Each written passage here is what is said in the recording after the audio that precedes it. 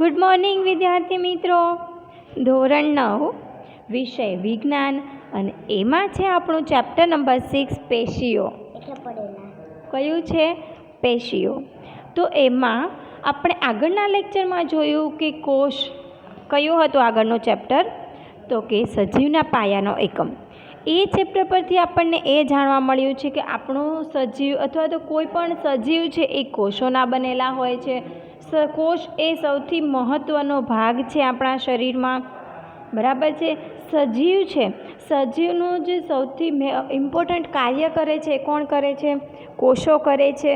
અને આપણે આમ જોવા જઈએ તો કોષની અંદર કોષ કેન્દ્ર, કોષરસ પટલ, કોષ કેન્દ્ર પટલ, કોષપટલ, રસધાનીઓ, કણાભસૂત્ર, લાઇસોઝોમ્સ, કોષીય અંગિકાઓ, રંજક કણો, કોષનું વિભાજન, આ બધા જ વિશે આપણે આગળના લેક્ચરમાં ચર્ચા કરી. તો હવે આપણે ચર્ચા કરવાના છીએ પેશીઓ વિશેની. તો પેશીઓ અને આપણો જે ચેપ્ટર નંબર 5 છે એ બંને એકબીજા સાથે ઇન્ટરકનેક્ટેડ છે. માટે તમે જો સમજશો, કોષ આજે તમારું ચેપ્ટર નંબર 5 છે એ વ્યવસ્થિત સારી રીતે સમજી ગયા હશો તો તમને ચેપ્ટર નંબર 6 ઇઝીલી સરળતાથી તમને ખબર પડી જશે. તો અગાઉના પ્રકરણમાં આપણે જોયું કે બધા જ સજીવો શેના બનેલા હોય છે? કોષોના બનેલા હોય છે. હવે એક જ કોષ છે એ બધા જ કાર્યો કરે છે. એક જ કોષ છે એ બધા જ કાર્યો કરે છે. તો કે કાર્યો કયા કયા છે? તો કે જુઓ, કોષનું શું કરવાની? વૃદ્ધિ કરવાની. આ ઉપરાંત ખોરાકનું અંતઃગ્રહણ, ખોરાક મેળવવાનો, હલનચલન કરવાની, વાયુનો વિનિમય કરવાનો, આ ઉપરાંત ઉત્સર્જન જેવા કાર્યો પણ એ જ કરે છે. પરંતુ બહુકોષીય સજીવોમાં કોષો લાખોની સંખ્યામાં હોય છે અને જેમાં મોટાભાગના કોષો વિશિષ્ટ પ્રકારના જુજ કાર્યો કરવા માટેના સક્ષમ હોય છે. મોટાભાગના કોષો હોય છે એ બધા જ કાર્યો કરવા માટે સક્ષમ હોય છે.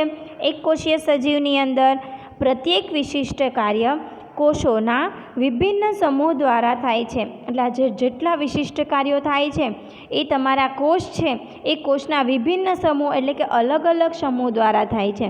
હવે કોષોના આ સમૂહ છે એ વિશિષ્ટ કાર્યોને સચોટ રીતે પૂર્ણ કરવા માટે સક્ષમ હોય છે.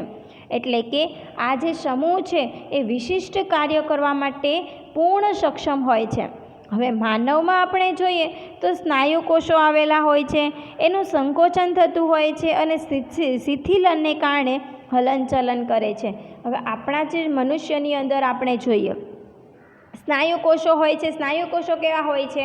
એકદમ શિથિલ હોય છે અને સંકોચન થાય એટલે આપણા હાથને કોઈ દબાવે તો એ થોડા સંકોચાઈ જાય, હતા એવા ને એવા પાછા એ જ પોઝિશનમાં આવી જાય છે પણ સંકોચાઈ જાય છે અને તેના જ લીધે આપણે હલનચલન કરીએ છીએ.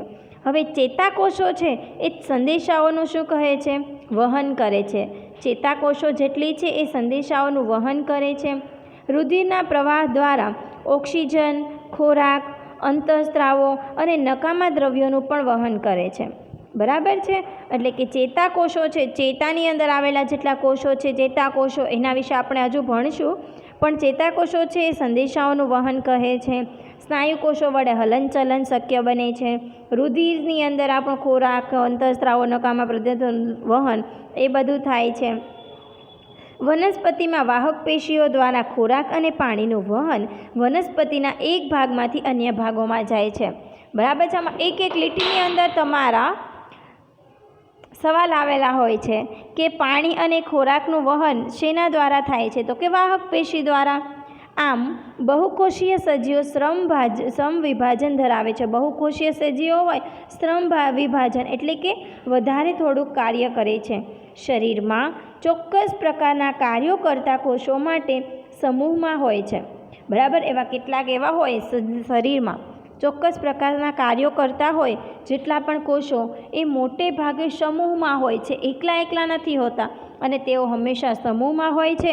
આ પરથી આપણે જાણી શકીએ છીએ કે શરીરમાં એક નિશ્ચિત પ્રકારનું કાર્ય નિશ્ચિત સ્થાન પર જ થાય છે અને કોષોના વિશિષ્ટ સમૂહ દ્વારા જ થાય છે. એટલે કે કોષોના આ સમૂહને આપણે પેશી કહેવામાં આવે છે. એટલે કે આપણે આના ચેપ્ટરમાં જોયું કે કોષ દ્વારા આપણા બધા કાર્યો થાય છે. હવે આ બધા કાર્યો થાય છે, પરંતુ નિશ્ચિત જગ્યા પર, અને આ બધા કોષોએ ભેગા થઈને એક નિશ્ચિત કાર્ય કરતા હોય છે. અને આ જે વિશિષ્ટ કોષોના સમૂહને શું કહેવામાં આવે છે? પેશીઓ કહેવામાં આવે છે. અને આ પેશી વધારે કાર્યક્ષમતાથી કાર્ય કરવા માટે એક વિશિષ્ટ ક્રમમાં વ્યવસ્થિત રીતે ગોઠવાયેલી હોય છે. બરાબર છે. હવે આ જે પેશીઓ છે વિશિષ્ટ ક્રમમાં ગોઠવાયેલી હોય છે અને પછી વ્યવસ્થિત રીતે ગોઠવાયેલી હોય છે. રુધિર છે એ અન્નવાહક અને સ્નાયુ આ બધા પેશીના ઉદાહરણો છે. બરાબર છે.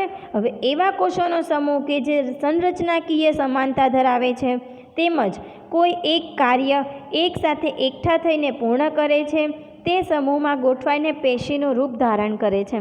એટલે કે તમને કોઈ એક કાર્ય કોઈ એક સાથે ભેગા થઈને બધું કાર્ય ભેગું કરે છે, એટલે આ બધા ભેગા થઈને કેટલા બધા કાર્યો ભેગા થઈને કરે છે તો તેને આપણે પેશી કહેવામાં આવે છે. હવે હું તમને એક ઉદાહરણ દઉં તો જો જે સ્ટુડન્ટ છે એક કાર્ય કરતો હોય એને હું કહી દઉં કે ચાલો તમારે આ પ્રોજેક્ટ બનાવવાનો છે, પરંતુ 5 કે 10 સ્ટુડન્ટ ભેગા થઈને હું તમને મોટો પ્રોજેક્ટ આપી દઉં કે તમારે 5 પ્રોજેક્ટ બધાએ ભેગા મળીને બનાવવાના છે, તો એ વધારે સરળ બનશે. એટલે કે બધા 5 સ્ટુડન્ટ ભેગા મળીને 5 પ્રોજેક્ટ બનાવે છે તો 5 જે સ્ટુડન્ટ છે એને આપણે પેશી કહેવામાં આવે છે. એટલે આમાં પણ એવું જ કરે છે, કોષો ભેગા થઈને કોષોના સમૂહ જે વિશિષ્ટ કાર્ય કરે છે તેને શું કહેવામાં આવે છે? પેશી કહેવામાં આવે છે. શું વનસ્પતિઓ અને પ્રાણીઓ સમાન પ્રકારની પેશીઓના બનેલા હોય છે? બંનેની અંદર પેશીઓ સમાન હોય છે? આવો આપણે વિભિન્ન પેશીઓની સંરચના તથા તેમના કાર્યની તુલના કરીએ. શું વનસ્પતિ અને પ્રાણીઓની સંરચના સમાન હોય છે? શું બંને સમાન કાર્યો કરે છે? બંને વચ્ચે નોંધનીય તફાવત શું હોય છે? વનસ્પતિઓ સ્થાયી કે સ્થાપિત હોય છે, તે સ્થળાંતર કરી શકતા નથી. વનસ્પતિઓ ટટ્ટાર ઊભા રહેતા હોવાથી મોટાભાગના પેશીઓનો આધાર મજબૂતાઈ આપવાવાળી હોય છે. બરાબર છે. અને આ પેશી કોષો છે એ સામાન્ય રીતે મૃત હોય છે. કેવા હોય છે? મૃત. અને બીજી બાજુ આપણે પ્રાણીઓનું વિચારીએ તો પ્રાણીઓ આહાર, પ્રજનન, રહેઠાણ માટેની શોધમાં અહીં તહીં વિચરણ કરતા હોય છે અને તેઓ વનસ્પતિઓની તુલનામાં વધારે ઉર્જા વાપરે છે. પ્રાણીઓ મોટાભાગની પેશીઓ જીવંત હોય છે. બરાબર. આ બંને તફાવત વનસ્પતિ પેશી અને પ્રાણી પેશી. વનસ્પતિ પેશી મજબૂતાઈ આપવાનું કાર્ય કરે છે અને પ્રાણી પેશી કેવી હોય છે? જીવંત હોય છે. અને વનસ્પતિ પેશી મૃત હોય છે. પ્રાણીઓ અને વનસ્પતિઓ વચ્ચેની વૃદ્ધિને અનુલક્ષીને એક અન્ય તફાવત હોય છે. હવે વનસ્પતિઓની વૃદ્ધિ કેટલાક પ્રદેશો કે ક્ષેત્રો સુધી સીમિત હોય છે. વનસ્પતિનો આપણે આગળ વાત થયેલી એ પ્રમાણે કે વનસ્પતિની વૃદ્ધિ હોય એ અમુક પ્રદેશો સુધી સીમિત હોય છે, જ્યારે પ્રાણીઓમાં આવું હોતું નથી. વનસ્પતિઓમાં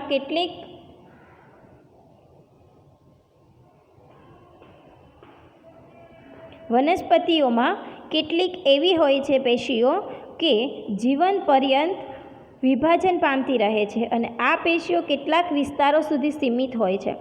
પેશીઓની વિભાજન ક્ષમતાને આધારે વિવિધ વનસ્પતિઓ પેશીઓને વર્ગીકૃત કરવામાં આવે છે, જેમ કે વૃદ્ધિ પામતી કે વર્ધમાન પેશીઓ એટલે કે વર્ધનશીલ અને સ્થાયી પેશી.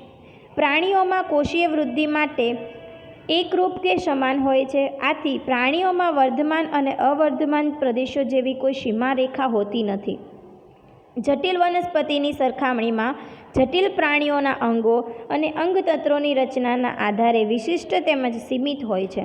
હવે આ પાયાનો તફાવત આપણે જોઈએ તો સજીવોના 2 મહત્ત્વપૂર્ણ સજીવ સમૂહો સૂચવે છે કે જેઓ ભિન્ન જીવન પદ્ધતિઓ દર્શાવે છે, ખાસ કરીને તેઓની ખોરાક ગ્રહણ કરવાની પ્રક્રિયામાં તેમજ ઉપરાંત એક બાજુએ વનસ્પતિઓમાં કોઈપણ વનસ્પતિઓ હોય છે એમાં પ્રચલન માટે અંગતંત્રો શું હોય છે? અંગતંત્રોમાં વિકાસના હેતુસર વિભિન્ન પ્રકાશનું અનુકૂલન ધરાવે છે.